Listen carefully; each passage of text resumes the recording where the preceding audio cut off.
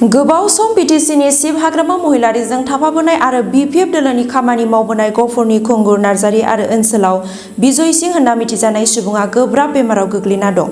गफुरनि गोजोन फोथार गामिनि मोनसे समनि सानजा गफुर दखरा दुलाराय बर' फरायसा आफादनि 1996-98 मायथाइनि बारग' आफादगिरि आरो लोगोसे गफुर हालामनि समाज सिबियारि आरो बिपिएफ हान्जानि सासे गोख्रों दैदेनगिरि बिजय सिं नार्जारिया दिनैसिम 2 बोसोर सिगांनिफ्रायनो गोब्राब बेमाराव गोग्लैना दंमोन। दुखुनांथावदि थांनाय मे दाननि 1 खालार 2025 मायथाइनिफ्राय बेरामा गोब्राबसिन जायो। गोबाव समनिफ्रायनो नखरा फाहामथाय होबोगासिनो दंबोयो, नाथाय दुखुनांथाव बेमारा गोबां जानायलाय मोजां फाहामथाय होदोंमोनबाबो बिथांनि देहाखौ गोग्गो लाबोफिननो हायाखै। दिनै नखरा राहा गोथेनानै रांखावरि आंखाल जानांदों। दा बेरामिखौ गोजौ फाहामथाय होनो थाखाय मदद हास्थायदों। बेनिखायनो बिटिसिनि शिब हाग्रामा महिलारि आरो गासै रायजो राजा बिथांमोननिसिम रांनि मदद मोननो हास्थायदों। रांनि अनसुंथाइ होनो नैबे गुगोल पे नं 9101434715 आव दैथायहरनो हागोन।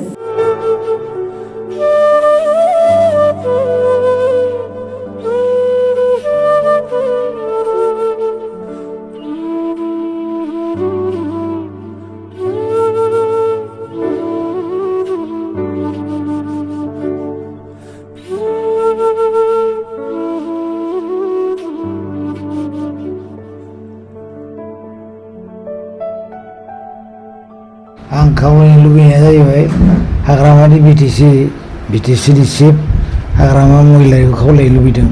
बिथाङा आंखौ मोनसे बुंदोंमोन सानसे जेब्ला ककिलायाव फैदोंमोन बे समाव जेसेबांखि बेरामाव थांनाय जाया आं फाहामथायखौ लानानै थांगोन होनदोंमोन।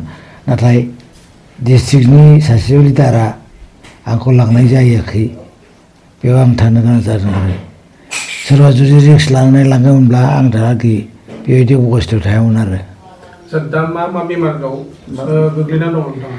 आं दा साख्रु सुख्रुब ओमफ्राय मेगन नुला। साख्रु सुख्रुबा एकदम थानो हाया। अभार जाथारबाय आरो? अभार जाथारबाय। ओमफ्राय मेगना नुला।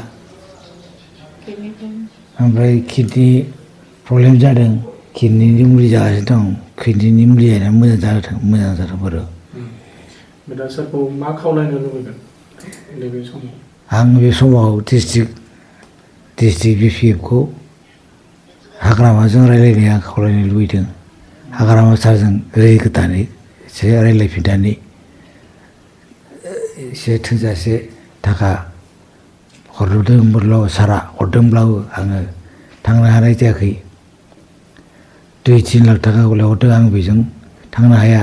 सारा आंखौ माबायाव थांनो थिनदोंमोन, मा होनदोंमोनलाय, हायद्राबादाव। थोजासे जायाखै, बेखायनो आं थांनो हायाखै। आंनो 2-3 लाख थाखा हरदों, आं बेयाव बोरै थांनो। गुबुननिफ्राय आं हरबाय थागोन होनदोंमोन। डिस्ट्रिक्ट लिडारफ्रा जुदि सोरबा रिक्स लानायमोनब्ला जों नायगोनबो आरो जों माबागोन होनदोंमोनब्ला मोजां मोनगौमोन आरो। दा डिस्ट्रिक्ट लिडारफ्रा आं डिस्ट्रिक्ट लिडारखौ खावलायदों जाहाथे हाग्रामाजों रायज्लायफिननानै फिन बे आंनि देहानि सायाव नोजोर बोनानै खामानि मावो, आं बेखौनो खावलायदों आरो। बेमारिनि न'खराव फैनानै खबर लाफैबाय आरो बेमारखौबो जोङो सिगाङाव एसे एनै मिन्थिखादोंमोन। दा बेवहाय बिथाङा दिनैसिम बेमाराव भुगिनानै खोब जाल्लायाव दङ। बेनि थाखाय जोङो रायजोफ्रानो बा जोंनि बिपिएफफ्रानो बेखौ दुखु मोननाय जादों। मानोना जोंनि बिपिएफनि सासे मैखोम सिनियर सासे गोदोनिफ्रायनो स्टार्टिंनिफ्रायनो बिथाङा बिपिएफआव दं। बेनिखायनो बिथांनि जिबायदि लोमजानाय गोब्राब देहाया आघात जाबाय थानायाव जोंहा निस्सय एसे एनै बिपिएफनि गेजेराव खहा जादों। बेनिखायनो जोङो बेखौ बोरैहाय हुस्थ' मगसाव मोजां माबायाव लाबोनो हाफिनगोन, जोङो बेखौ सिन्था खालामलायनांगोन। जाहाथे आरो बेखौ जोंनि बिपिएफ कर्मिफ्रानो जोंनि जिल्ला पर्जा बा प्राइमारि पर्जा, सेन्ट्रेल पर्जा जों एसेब्लाबो बिथांनि देहानि आघातखौ जोङो जाहाथे एसेब्लाबो जों मोनथिहोनो हायो, खावलायहोनो हायो, बेखौ जोङो खावलायलायनांगोन आरो। बिनि बेमार जानायाथ' बोसोरथामसोआव हाबबाय बोसोरथाम भुगिना दं आरो औ बोसोरथामाव भुगिनानै दं। बिथाङा माखासे रांखान्थिनि आंखालाव मोजाङै सिकित्सा लानो हायाखै बेखौ जों मिथिगौ। दा बिथांमोना हयथ' न'खरनि सम्पतिखौबो फाननानैब्लाबो बिथाङा देहाखौ ट्रिटमेन्ट लादोंमोन, खिन्थु साफिसियेन्ट जायाखै, थोजासे जायाखै।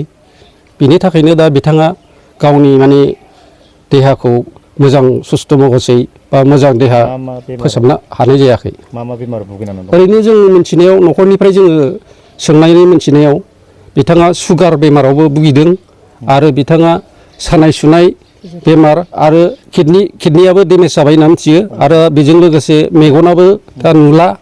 बिथाङा माने मेगनखौबो अपारेसन खालामखांबाय होननानै जों मिथिगौ, खिन्थु अपारेसन खालामदोंब्लाबो माने मोजां साक्सेस जायाखिसै आरो बिथांखौ थांफिननायनिबो मोनसे खावलायदोंमोन जानो हागौ, खिन्थु बिथाङा थांफिननो हानाय जायाखै माखासे फाइनान्सियेल सर्टनि थाखाय।